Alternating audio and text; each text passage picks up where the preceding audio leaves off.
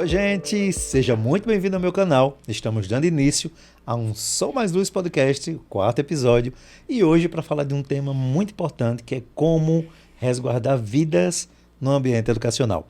E para isso nós estamos aqui com um convidado muito especial.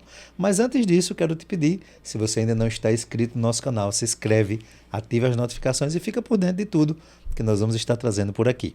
Mas como eu estava falando para vocês, hoje nós vamos trabalhar com esse tema, falar desse tema, como resguardar vidas no ambiente educacional. E para isso, nós estamos trazendo aqui um cara que é instrutor em primeiros socorros, bombeiro militar do estado da Bahia, é estudante de Direito pela Universidade Estadual de Alagoas, já foi conselheiro tutelar, já foi conselheiro estadual de Educação, e nós estamos aqui hoje com Cleverton Tenório. Seja muito bem-vindo para falar desse tema que é tão importante para todos nós.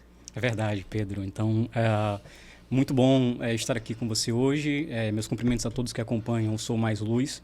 É realmente um prazer estar aqui e falar, em especial, desse tema. Legal. Só lembrando que o Sou Mais Luz podcast, ele nasceu exatamente com o objetivo de trazer luz para a vida das pessoas. E todas as vezes que a gente traz conhecimento, você está trazendo a luz, né, para a vida. Às vezes a informação, às vezes não, né? A informação ela faz uma diferença tremenda nas nossas vidas e, sobretudo, quando se fala, né, dessa questão de salvar vidas, a informação ela faz toda a diferença. Sim. Não é verdade? É verdade. Inclusive, é um momento em que, se alguém passa por um agravo de saúde, entende? E começa a ver a visão ficando turva, perdendo a consciência. Enfim, aquela luz do fim do túnel que a gente tanto espera que aconteça, você, se estiver preparado para agir em primeiros socorros, pode ser aquela luz do fim do túnel para a pessoa, quando você não sabe. Né? De repente você pode estar diante de uma fatalidade. Alguém precisava daquela prestação de socorro, precisava daquela luz no fim do túnel que poderia ser você, que estava ali presente, ali de forma imediata, mas você não sabe. A falta de conhecimento, né, não pôde iluminar aquela pessoa. Né? Aquela vida, na Aquela verdade, vida. né? Que coisa boa. Vamos lá. Eu sei que você é bombeiro militar também no estado da Bahia, né? E eu sei que um dos vamos dizer assim, objetivos da vida de vocês enquanto trabalho é salvar vidas, né?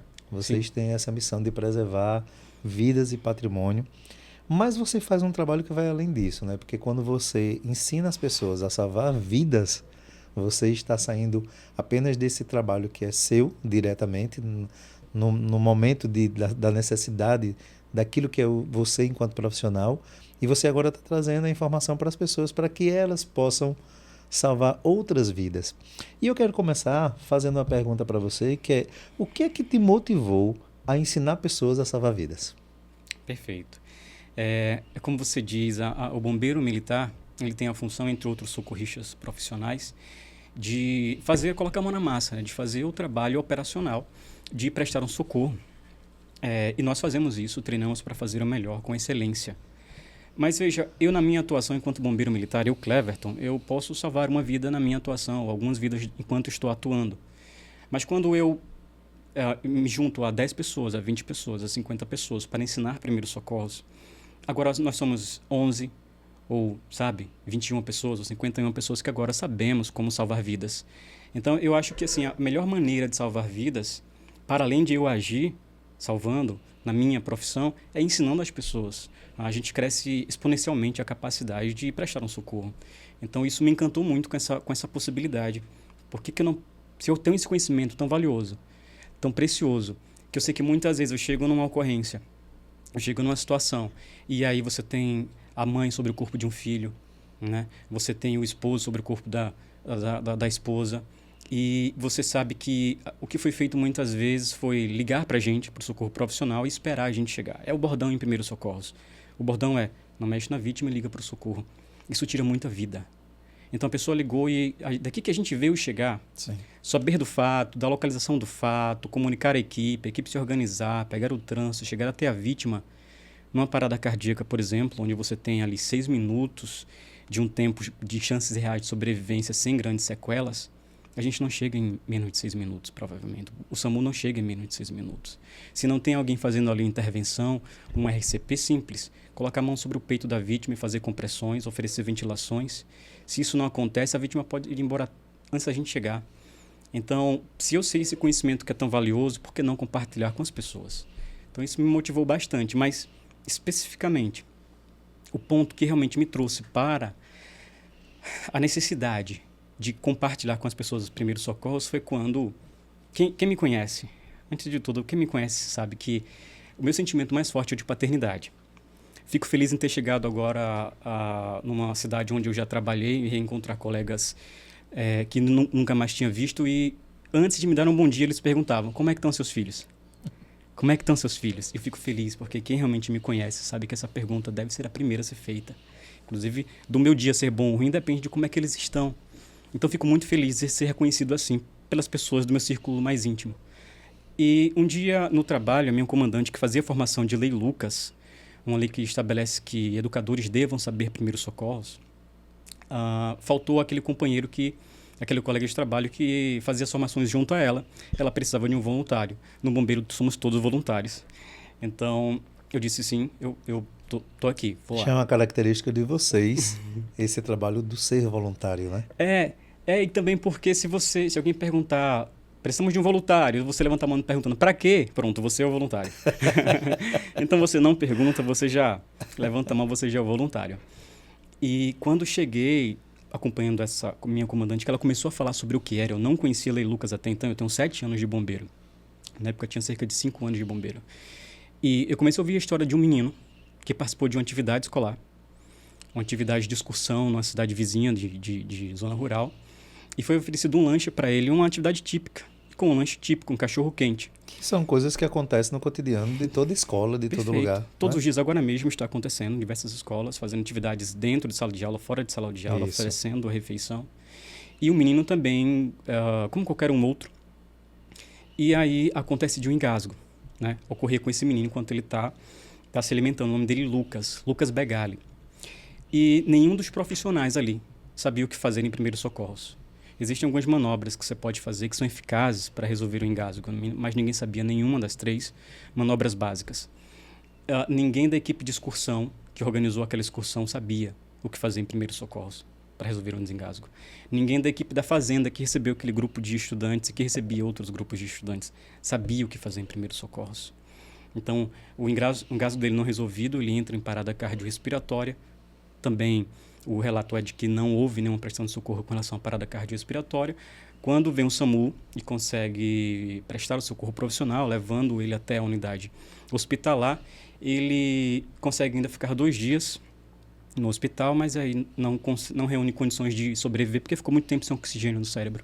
Como eu disse aqui, 6 minutos o cérebro aguenta, mas a partir daí ele começa a ter danos cerebrais potencialmente irreversíveis. Foi o que aconteceu com o Lucas. E então, naquele momento, eu pensei comigo mesmo na Bahia, bombeiro militar no estado da Bahia, mas meu filho é aqui de Arapiraca. Eu pensei, então, quer dizer que meu filho está na unidade educacional, rodeado de professores que eu sei que são excelentes no que fazem. Se não fosse, ele não estaria estudando lá. Eu confio. Mas se ele passar por um engasgo, uma parada cardiorrespiratória dentro da escola, sob os cuidados dos educadores, que são excelentes nas matérias que eles ensinam, Sim. Eles não vão saber como fazer uma RCP, eles não vão saber um desengasgo. Então eu pensei... O que é RCP mesmo? RCP é a reanimação cardiorrespiratória. Sim. Diante de uma parada cardiorrespiratória, você faz uma manobra que você mantém as funções do coração. Você assume as funções do coração mecanicamente ali. Você bombeia o sangue da vítima para que ele continue circulando e irrigue o corpo inteiro, inclusive, e principalmente o cérebro. Então, você mantém a vítima em condições de estabilidade até a nossa chegada. Então, eu pensei, por que todo mundo não está discutindo isso? Por que todo pai não está sabendo que a escola onde o filho estuda tem a obrigação de saber primeiros socorros para atuar, para agir, não só ligar para a emergência, esperar o socorro chegar e contar com sorte? Sim. Por que todo educador não sabe disso, inclusive desde a formação? Né? Por que eles não entendem que o grande objeto de trabalho deles, na verdade, em primeira instância, é vida, né? A escola não cuida, o papel dela não é cuidar só da mochila do aluno com livros e cadernos. Não é só isso que o pai ou a mãe entrega para um professor quando chega de manhã na escola, tá aqui a mochila do meu filho, no fim da tarde eu venho buscar. Não, isso não acontece. Você entrega o seu filho com a mochila e os livros. Sim. Você entrega a vida do seu filho. Isso. Então, o mínimo que o educador tem que estar preparado, o mínimo, é para preservar aquela vida. E aí vale ressaltar algo importante, nós estamos falando de uma lei. Sim. Lei não é regra. Não é isso? Vamos só para a gente entender e para quem está nos assistindo poder entender de forma mais clara isso que nós estamos Sim. falando, sobretudo da Lei Lucas, não é? Você falou que foi uma criança. Ele tinha quantos anos, o Lucas? Lucas tinha 10 anos, né? 10 anos. Então já era uma criança, né? Já Sim. quase pré-adolescente, não é isso? Sim. Está na faixa, né? Sim. E aí foi um engasgo que, né, tirou a vida do Lucas. Sim. Beleza. E aí, a partir daí, nasce a Lei Lucas, correto? Correto. Beleza. No ano seguinte, 2018. No ano seguinte, 2018, que aí foi o alerta para se entender. Epa, peraí, a gente precisa observar, olhar para isso. Que talvez até então já pudesse ter acontecido outras situações, mas não com a fatalidade que foi. E às vezes termina passando despercebido mesmo, porque faz parte do nosso movimento, né? Às vezes a gente só observa uma coisa de forma mais atenta quando algo pior acontece, Sim. né?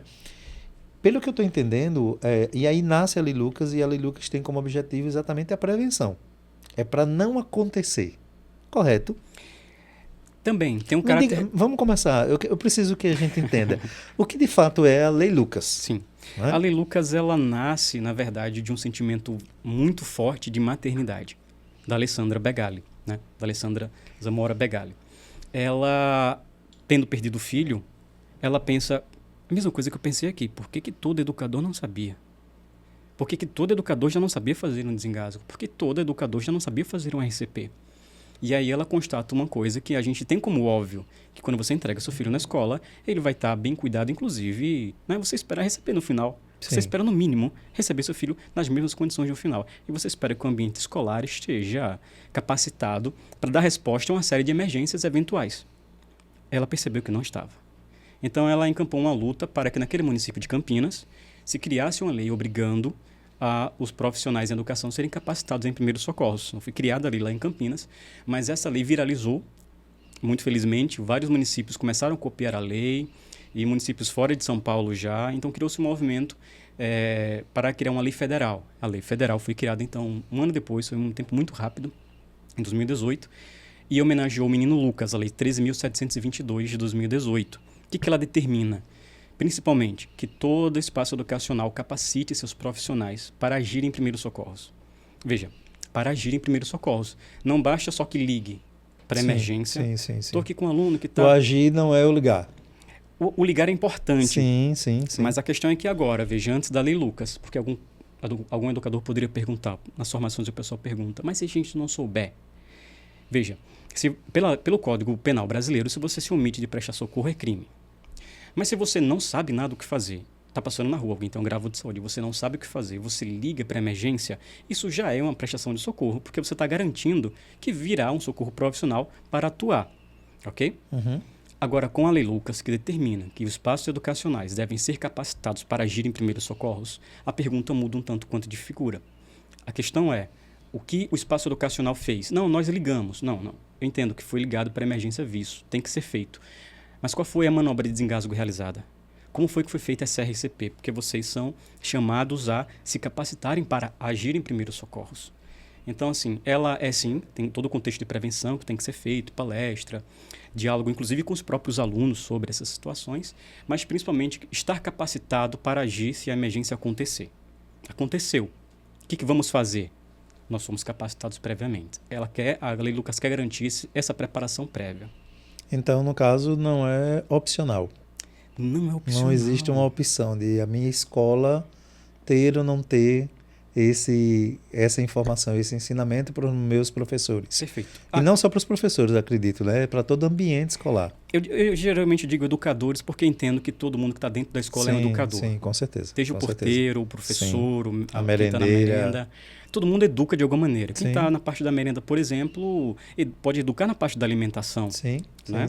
Então, tudo é um processo educativo que está acontecendo na escola. Então, os educadores, de modo geral, têm que ser capacitados. Porque, e eu vou citar uma pessoa que não é muito famosa, mas ela disse uma frase de impacto. Eu estava fazendo uma formação numa escola e tinha uma menina de 7 anos chamada Laurinha. Laurinha me viu organizando o slide, montando toda a estrutura para montando o projetor, para fazer a apresentação da formação Lei Lucas. E Laurinha chegou perto de mim e disse: e se alguma coisa der errado? E se alguma coisa der errado? Eu parei assim comigo mesmo, eu travei na hora. Eu não tinha parado para pensar nisso. Eu só tinha equipamentos únicos, um projetor, eu só tinha um controle para passar, o controle não tinha pilha, eu não tinha levado o cabo de alimentação do notebook. E se descarregar? Eu não tinha me preparado para aquela situação. A menina de 7 anos, ela chegou e disse, me quebrou. E se algo der errado? Veja, todo mundo, eu sei que é comum, corriqueiro, você levar a criança para a escola, o professor receber criança, mas a grande pergunta tem que ser feita, como disse Laurinha. E se algo der errado? Se algo der errado, eu pensei comigo mesmo, poxa, será que vai ter o azar de acontecer de algo dar errado aqui? Hoje nunca deu. Mas veja, no ambiente educacional, se algo der errado, não é só sobre azar. Eu quero dizer, se o menino tem uma parada cardiorrespiratória e não é resolvido, se ele tem um engasgo e não é resolvido, ele perdeu a vida, não é só azar. Depois da lei Lucas, é falta de capacitação. Foi falta de formação. Hoje ela é exigida. Então a gente não pode mais jogar só na culpa do... aconteceu. Aconteceu porque não foi resolvido. Não foi resolvido porque não havia capacitação devida. Todo espaço educacional precisa entender, desde a educação infantil até o ensino médio. É importante frisar isso porque Lei Lucas não é só para a educação infantil, é até o ensino médio. Toda a educação básica, seja pública ou particular, toda ela tem que estar capacitada para agir em primeiros socorros. Perfeito. Para não contar com essa sorte. Exatamente. Porque assim, a gente termina realmente contando com a sorte, né? Sim. Laurinha foi que falou. Foi Laurinha. Laurinha de cerca de 7 anos. Laurinha foi muito sábia, viu? Muito sábia. Muito sábia, porque Laurinha nos traz essa reflexão em relação a essa preparação que é necessário se ter. Porque quando se fala dessa preparação, nós estamos falando aqui de vidas, né? E a preparação para se cuidar de vidas ou para salvar vidas é tão necessário que se criou uma lei. Sim. Mas se a gente parar para analisar, tudo nós precisamos ter esse cuidado. E se não der certo? E se acontecer? Né? Porque os imprevistos podem acontecer. E na hora que aconteceu o imprevisto, de que maneira que eu estou preparado? Né? De que tipo de conhecimento é que eu tenho? Né? Como é que eu vou agir numa situação dessa? E daí se faz entender, né, essa necessidade realmente do conhecimento. Porque pelo que eu entendo também, e aí eu vou... Porque assim, quando você vai falando isso, sabe o que é que a gente vai pensando? Poxa, como é que eu não sei dessas coisas? Sabe? Porque eu fico agora me questionando. E se acontecesse comigo? Quando eu digo comigo, não eu ser engasgado, mas, ou algo do tipo, mas eu ter a necessidade de ajudar alguém e eu não ia saber. Porque eu não entendo de primeiro socorro. Se uma pessoa próxima de você tem uma parada cardiorrespiratória, você conseguiria hoje fazer a única coisa que eu sei é que tem que bater no peito. Qual a intensidade? Não sei. Qual o ritmo que você tem que imprimir para fazer uma compressão com eficiência? Porque uma compressão cardíaca, um RCP de eficiência, ela só assume 30% das funções cardíacas. Tá? Ela nunca vai se aproximar daquilo que o coração faria. Mas, ora, é muito melhor 30% de função cardíaca do que zero. É muito melhor 30% de chance de sobrevida do que zero. Mas veja que se você não fizer ela da melhor maneira possível, isso vai cair mais ainda. Então, você estaria preparado hoje? As pessoas deviam se perguntar sobre isso. Né? Você é pai, estaria preparado hoje para realizar um desengasgo, não contando com a sorte. Como, eu levantei os braços e... eu aprendi que é assim que desengasga. Não desengasga não. Não desengasga. Você... Bate nas costas, levanta os braços e bate nas costas. Chama só um longuinho, né? Algo do tipo, né? Pula. Pode ser que... Come farinha. Pode ser que, como teve o azar de sofrer o engasgo, haja também uma sorte de desengasgar num movimento aleatório qualquer. Isso pode acontecer. Mas você saberia fazer uma das 3 manobras reconhecidamente, internacionalmente eficazes para resolver um desengasgo? Então, assim, todo mundo deveria saber sobre isso. Todo mundo. Inclusive, aquela pessoa que diga, não, eu quero viver sozinho, eu quero me afastar de toda a sociedade, vou para uma ilha deserta. Para uma ilha deserta. Não preciso socorrer ninguém, porque não haverá você a ser socorrido, eventualmente. Existem, por exemplo, manobras de autodesengasgo. Você pode precisar fazer um controle de um sangramento volumoso em si mesmo. Então, primeiro socorros é para todo mundo, independente, inclusive, de viver em sociedade. Mas só o fato de viver em sociedade já justifica que a gente saiba resguardar a vida de alguém que está do nosso lado.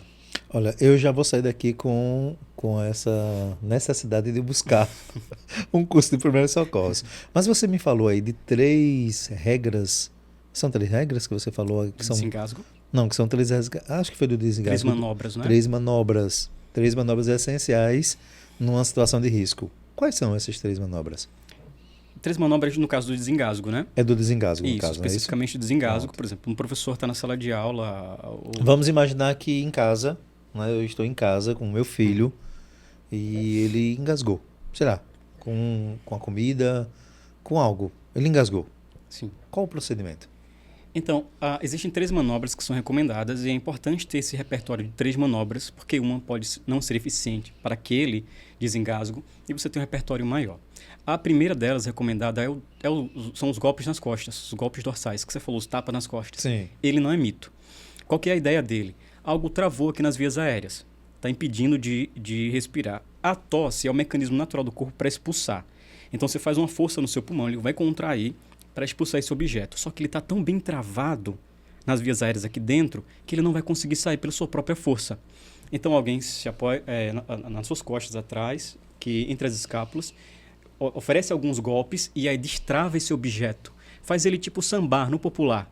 E aí agora, alguém fazendo esse objeto deslocar, a minha força consegue dar conta de colocar ele para fora. Então, os golpes dorsais eles são eficientes por esse motivo. Talvez não como a gente costuma fazer, né? Talvez não. Mas ele sendo bem aplicado entre as escápulas, com a intensidade correta, da maneira correta, ele causa essa vibração necessária. Não deu certo, você vai tentar 5 vezes. Porque se 5 não resolverem, 50 talvez não resolva. Você não vai ficar insistindo numa só. Você tem outra manobra, as compressões no abdômen. Você vai fechar aqui a mão e 2 dedos acima do umbigo da vítima, você vai abraçar essa mão com a outra e vai fazer um formato de J, apertando para dentro e para cima, para dentro e para cima. O que você quer com isso? O nosso pulmão, ele está fazendo a força dele de expulsar esse ar. Ele está se comprimindo para que esse ar que ainda tem lá dentro dele só tem um caminho para sair. Ele comprimido vai sair expulsando o objeto. Mas só que a minha força sozinha do meu corpo não está sendo capaz. Então alguém vem, se posiciona atrás de mim, faz essa compressão aqui, atingindo meu diafragma, pegando o pulmão lá de baixo e apertando ele para cima. Então essa pressão aumenta e agora a força resultante, né, a força da pessoa e a força que uma outra pessoa socorrista está aplicando, consegue desengasgar. E a terceira e última manobra são as compressões no tórax. Mesma coisa, com a mão fechada aqui, a outra vem e abraça, e você vai apertar o peito da vítima. Veja que eu fazendo aqui em mim mesmo, bem assim só, você já sente uma pressão. Sim. Isso significa que eu estou diminuindo ali o tamanho do meu pulmão e pressionando esse ar para ele sair. Por um canal só que ele tem para sair, ele vai sair desengasgando de dentro para fora. Então são essas 3 manobras simples que, se tivessem sido executadas com relação ao Lucas, ele estaria aqui até hoje, entende? Então você não perderia um menino que era fantástico. E Pedro, me permita contar um instante da história desse menino. Vontade. Eu acho que é muito válido, inclusive. Porque eu sou muito fã da pessoa incrível, do ser humano gigantesco que era aquele menino. Um menino que superava barreiras. E veja que a gente está falando sobre barreiras, a barreira da falta do conhecimento.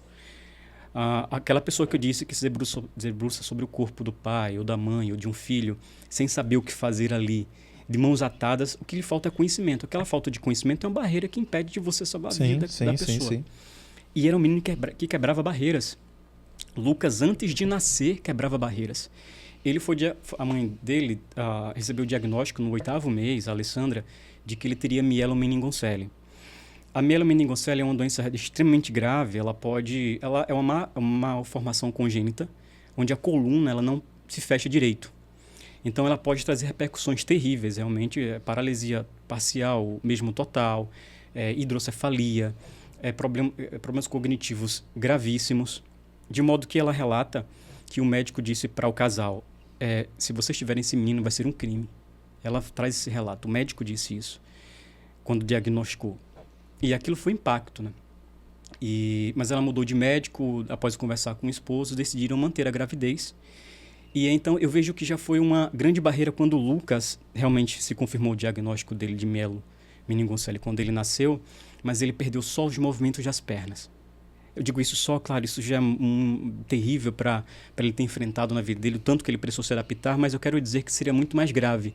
Mas é como se ele dissesse, eu só vou deixar você, né, doença, eu só vou deixar você me tirar os movimentos das pernas, e nada mais do que isso.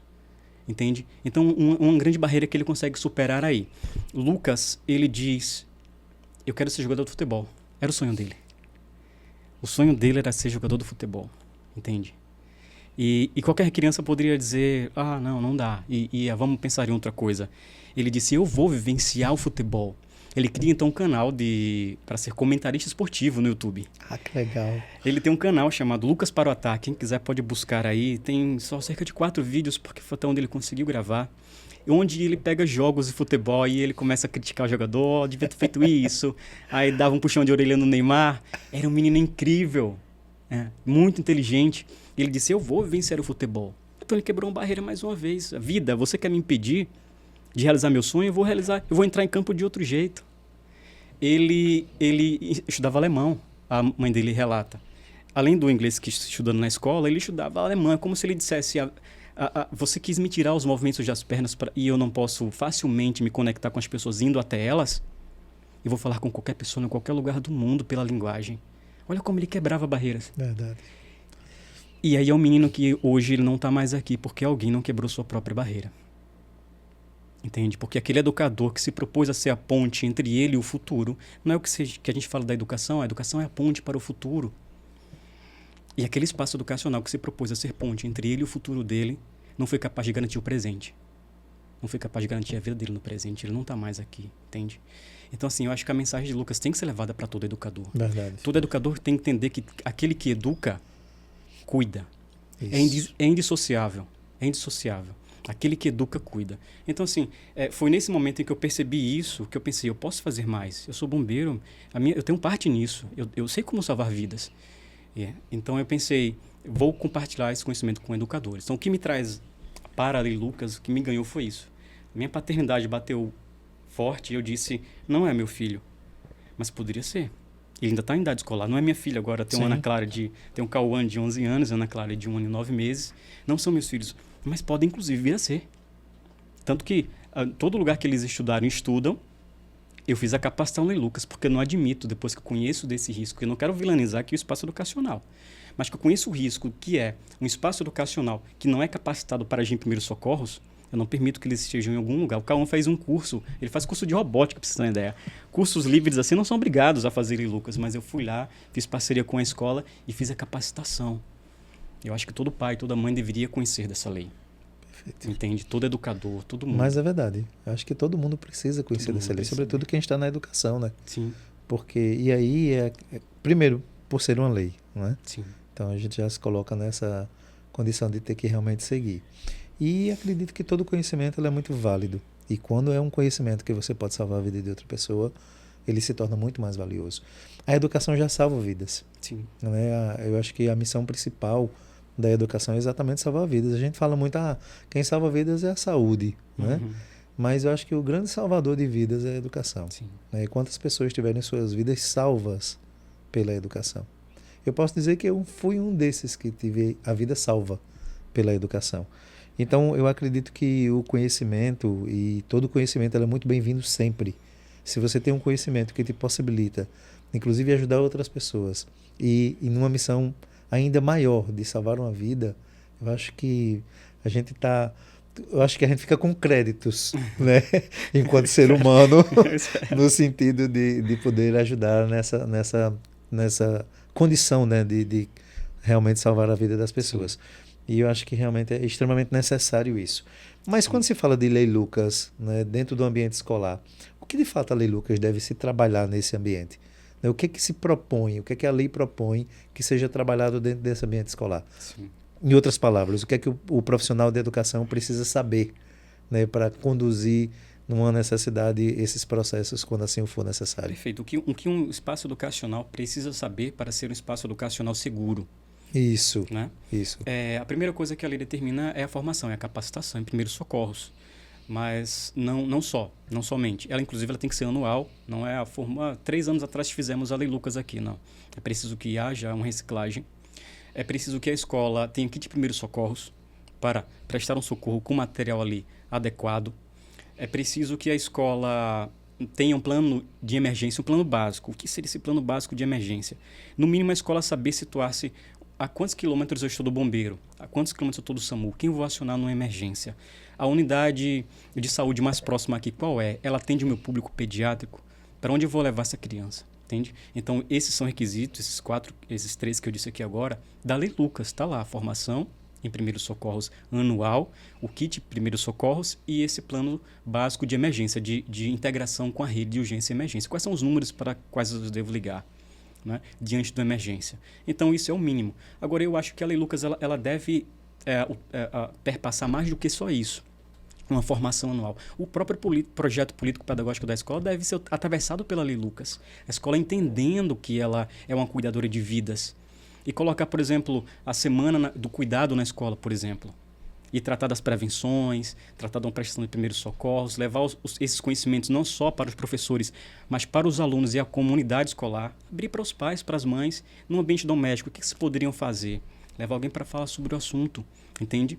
Então, assim, a escola deveria programar-se, a Lei Lucas deveria atravessar tudo dentro da escola. Os próprios planos municipais de ensino, estaduais de ensino, deveriam conter tópicos sobre segurança escolar. A gente fala tantas palavras importantes como a universalização, como agora a equidade, né, a inclusão, mas eu fico procurando muitas vezes, tentando catar num plano ou outro a palavra segurança no ambiente escolar. E é fundamental, é a primeira coisa, ou não é? Veja, quando você deixa seu filho na escola de manhã, e se você perguntar para ele no final do dia o que você aprendeu, eu pergunto sempre para o meu filho, o que você aprendeu hoje, Cauã? Aí ele diz, muita coisa.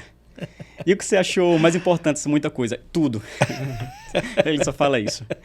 Mas se ele disser que não aprendeu nada, o mínimo que eu esperei dessa unidade escolar, quando eu fui buscar meu filho, é que me entregasse ele com vida. Sim. Então, a verdade é que a segurança do espaço educacional ela vem em primeiro lugar. Primeiro você cuida, para depois educar. Então, assim, a Lei Lucas, para ela ser bem implementada, ela não deve só cumprir com esses requisitos da formação especificamente, mas todo o ambiente escolar deve ser atravessado pela Lei Lucas, né? Infelizmente, ainda não é uma realidade. Nas formações que eu faço com professores, sempre pergunto, quem de vocês conhecia? Já ouviu falar da Lei Lucas? Com toda a tranquilidade do mundo, mas com toda a angústia também. Eu posso dizer que mais de 90% dos professores não conheciam a Lei Lucas. Entendi, educadores, que ela é de 2018 a lei, mas educadores desde então não estão conhecendo. Muitos diretores não conhecem a Lei Lucas. Quantos pais, eu pergunto, que estão acompanhando a gente aqui agora, conhecem da Lei Lucas? Então, infelizmente, ela é um pouco conhecida. Entende? Então, a escola também precisaria criar espaços de discussão dentro do... Inclusive, é um dos critérios da Lei Lucas, que a escola que fez a formação coloque no local visível o certificado de que realizou, quando foi que realizou, quais foram os profissionais envolvidos, até para que o pai que chegue tenha segurança. Estou vendo que realmente foi feito, estou vendo quando foi feito, quem são os profissionais que estão capacitados.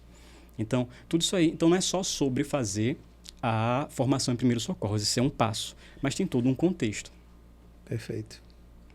Eu acho que você está sendo luz na vida de muita gente hoje, viu? Essas informações são muito válidas e nos abre realmente um alerta muito grande, né, nessa necessidade do conhecimento. Sim. E eu devo até me corrigir num ponto. Eu disse que aquela falta de conhecimento dos profissionais foram a última barreira de Lucas, que ele ficou ali pelo caminho e não ficou. Isso. A quantidade de notícias que eu consigo receber de tragédias é muito grande. Eu devo admitir, meu trabalho é com tragédia. Sim. Aquele algoritmo de rede social sempre traz mais coisa que a gente vê, né? Mas a quantidade de notícias boas, de professores que salvaram alunos em sala de aula depois que foram capacitados pela Lei Lucas é grande. Então, a gente está vendo o Lucas vivo. Isso. Então, é como se, mais uma vez, dissesse, eu não estou mais, sabe? Eu perdi a minha vida. Mais uma barreira. Não é que ele quebrou. Eu perdi a minha vida, mas através de mim, outros terão suas vidas preservadas no ambiente escolar. Isso mesmo. Esse menino era incrível, Pedro. Esse menino era fantástico. Entende? Não tem como não ser fã. Por isso que nas formações, eu me dou um tempo... de falar sobre ele, da história dele e tudo isso, porque de outra maneira eu chegaria, meu nome é Cleverton, eu sou instrutor de primeiro socorro, você faz um RCP assim, um desengasgo desse jeito. Seria muito pobre. Eu preciso que as pessoas, que cada educador conheça da história desse menino, que a história dele atravesse, como eu disse, não só cada plano municipal de educação, estadual, projeto político pedagógico de escola, mas cada educador precisa conhecer da missão que tem, que esse menino anuncia. Entende? Que a trajetória de vida dele anunciou. Entende? Então, é isso. Você consegue ver que eu sou apaixonado por esse assunto. Com certeza. E eu já estou apaixonado também. É muito já importante. Já estou apaixonado pelo Lucas aí. É muito importante. Haja podcast para a gente tratar desse assunto. Sim. Porque se me deixar falar sobre isso, eu vou embora. Mas sou muito apaixonado por esse menino. E tenho ficado muito feliz de ter conseguido transmitir essas mensagens para educadores. Perfeito. Isso é muito bom. E melhor ainda que agora a Luz Treinamentos também vai oferecer, né, dentro do seu hall de cursos, né, é um curso voltado para a Lei Lucas, né? Então, os municípios, as cidades, as escolas podem entrar em contato já com a Luz Treinamentos, né? O nosso querido instrutor Cleverton é o que vai conduzir, né, os processos junto com a gente, e é exatamente por conta dessa luz que é necessário se ter, né, para se salvar vidas, né? Nós estamos sempre buscando, enquanto missão, que eu acho que é uma missão mesmo. Eu acho que quando você traz tudo isso que você trouxe aí, dessa sua vivência, dessa sua paixão por o que você faz hoje, você está vivendo uma missão, né? Uma missão que foi tocada no seu coração pelo Lucas. Olha que coisa legal, né? O Lucas não está mais entre nós, mas continua vivo, né, em cada ação que ele tem, em cada coração que ele toca. Como ele conseguiu tocar o seu coração para que você faça o que você faz hoje, né? E quantas pessoas que já foram tocadas por você, que eu tenho certeza também que multiplicam isso. Então, a missão do Lucas, ela é vivida todos os dias, né? E vai sendo fortalecida. Eu digo para você que eu saio daqui hoje com uma vontade tremenda de realmente poder conhecer mais sobre isso, né? Poder realmente me aprofundar, inclusive entender, né, como salvar uma vida, né? Entender não, poder fazer os procedimentos corretos, né? Buscar informação, buscar um curso, que, claro, eu vou fazer com você, viu? O curso já estou dizendo. Vamos lá. Para a gente poder, né, também entender desse processo quando necessário, a gente poder ajudar. Sim. Mas olha, eu quero muito poder te agradecer por esse bate-papo, por essas informações que você nos trouxe. Como eu já falei, né, você foi luz, né, nesse podcast, você foi luz para quem está nos assistindo. Eu não tenho dúvidas que muitos dos que vão nos assistir vão ser tocados, né, exatamente por tudo isso que você trouxe, e principalmente os educadores, né, que tantos nos acompanham e vivem uma missão linda, porque a missão de educar é uma missão fabulosa, fantástica. Eu digo que é missão porque de fato é uma missão, né? Eu acho que ninguém vem para esse plano à toa. A gente não está aqui simplesmente para pagar conta, né, enfim, para viver de qualquer forma. A gente vem para viver missões. E eu sempre digo que quem está na educação está para viver uma missão fantástica. Sim. Eu costumo até dizer que não é a gente que escolhe a educação, é a educação que escolhe as pessoas. Então, quem está na educação, quem faz a educação, está para viver uma missão. E se dentro dessa missão a gente pode ajudar ainda mais pessoas, né, a viverem as suas vidas de forma mais saudável, por que não fazer? Né? Então, eu quero muito poder te agradecer pela oportunidade de ser luz nesse podcast e trazer tanta informação que são tão valiosas. E eu quero que você fique muito à vontade para suas considerações, né, e fortalecer ainda mais isso que você já faz.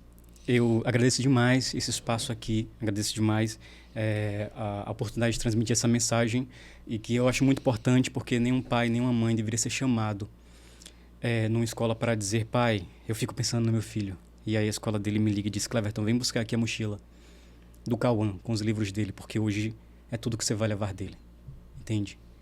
Então, isso foi o que a Alessandra passou. Ela diz numa entrevista, ela fala sobre isso, com o coração partido. Ela foi ver o filho dela, chamaram e era qualquer coisa, menos o filho dela. Entende? Então, é uma missão muito grande. E eu acho que essa missão de Lucas, ele que gostava muito de futebol, acho que a grande missão dele com o futebol foi montar um time. Sabe? Montar um time. E é isso que é o meu convite que eu faço para todo mundo aqui agora. Deixo essas palavras finais. Participa do time do Lucas. Que time é esse que o Lucas veio, na verdade, para essa jornada, para montar? Um time de educadores capazes de ensinar, mas, se preciso, capazes de salvar também.